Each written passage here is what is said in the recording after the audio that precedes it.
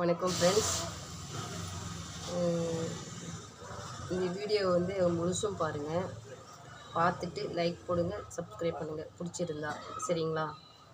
நம்ம வாழ்க்கையில் வந்து ஹஸ்பண்ட் ஒய்ஃபு 2 பேருமே நம்ம சம்பாதிக்கிறோம், இல்லை வேலைக்கு போகிறோம் அப்படின்னு சொன்னால் நாம் வந்து எந்த எதிர்பார்ப்பும் இல்லாமல் நம்ம குடும்பத்துக்காக உழைச்சி சம்பாதிச்சு வாழணும்னு நினச்சி தான் ஒரு ஒர்க்குக்கு போகிறோம் சம்மந்தப்பட்டு.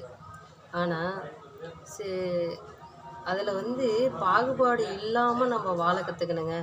நீ சம்பாதிக்கிற, நான் இவ்வளோ சம்பாதிக்கிறேன், இல்லை பெண்கள் அதிகமாக சம்பாதிச்சாலும் சரி, ஆண்கள் அதிகமாக சம்பாதிச்சாலும் சரி, நம்ம ஒய்ஃப் ஹஸ்பண்டுன்னு ஆகிப்போச்சு. இதில் வந்து பிரித்து பேசுகிறதுக்கோ பிரித்து இருக்கிறதுக்கோ எந்த ஒரு இதுவும் நம்ம குடும்பத்துக்குள்ளார வரக்கூடாது.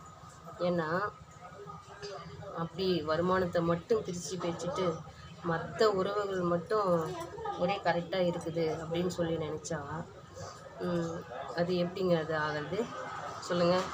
அதனால் குடும்ப வாழ்க்கையில் எல்லாரும் ஒற்றுமையாக இருக்கணும். இந்த வருமானத்தை மட்டும் நம்ம பிரித்து பார்த்துட்டு மற்றதெல்லாம் ஒற்றுமையாக இருக்கணும் அப்படின்னு நினைக்கும்போது அது சுயநலமாக எனக்கு தோணுது.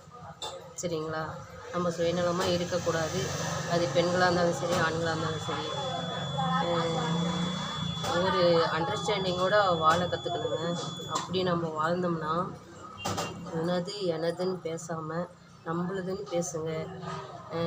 வாழ்க்கையில் வந்து நம்ம சீரும் சிறப்புமாக வாழ்கிறதுக்கு எந்த ஒரு ஈகோவும் இல்லாமல் நம்ம இருந்தோம்னாவே நம்ம வாழ்க்கையில் வந்து நம்ம ரன் பண்ணுறதுக்கு கரெக்டாக இருக்கும். அதே போல் தான் குழந்தைங்கக்கிட்டேயும் அதே மாதிரி தான். ஒரு அப்பா அம்மா நம்ம இருக்கிறோன்னா ஒரு ஃப்ரெண்ட்ஷிப்பாக இருக்கணும் பசங்கக்கிட்ட. அதே மாதிரி காலேஜ் போயிட்டாங்க நம்ம பேசக்கூடாது, அவங்கள வந்து டிஸ்டர்ப் பண்ணக்கூடாது அப்படின்னு நினைக்கக்கூடாதுங்க. டெய்லி நம்ம ஃபோன் பண்ணி நம்ம பிள்ளைங்கிட்ட பேசணும். அவங்கள எந்த முறையில் நம்ம அணுகணும், சாப்பிட்டீங்களா, இல்லை என்ன பண்ணுறீங்க, இல்லை பெண் குழந்தையாக இருந்தால் இன்னும் கேர் எடுத்து நம்ம பார்த்துக்கணும். அது இல்லாமல் மாதம் நம்ம சர்க்கிள் வருது இல்லையா, அது வந்து என்ன பண்ணுற, போயாச்சா, என்ன ஏதுன்னு நம்ம விசாரிக்கணும். மாதம் பெண் குழந்தைய வந்து ஒரு காலேஜ் அனுப்பிச்சிட்டாலும் அது நம்ம பிள்ளை, நம்ம கேட்குறதுனால ஒன்றும் தவறு கிடையாது.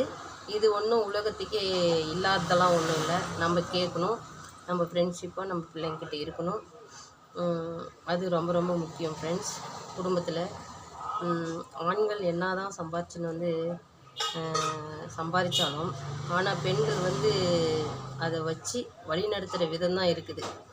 ஆண்களுக்கு சம்பாதிக்க மட்டும்தான் தெரியும், அதை எப்படி செலவழிக்கணும் அப்படின்னு தெரியாது.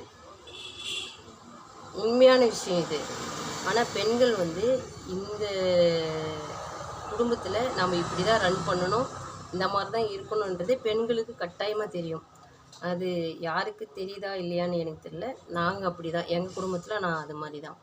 அதனால் நம்ம ஹஸ்பண்டை அனுசரித்து போகணும். ஒரு சின்ன தவறு செஞ்சாலும் அதுவே குத்தி காட்டிட்டு இருக்கக்கூடாது. அண்டர்ஸ்டாண்டிங்கோடு வாழணும். Thank you friends. இந்த வீடியோ பிடிச்சிருந்தால் லைக் பண்ணுங்கள், ஷேர் பண்ணுங்கள், சப்ஸ்கிரைப் பண்ணுங்கள். நன்றி.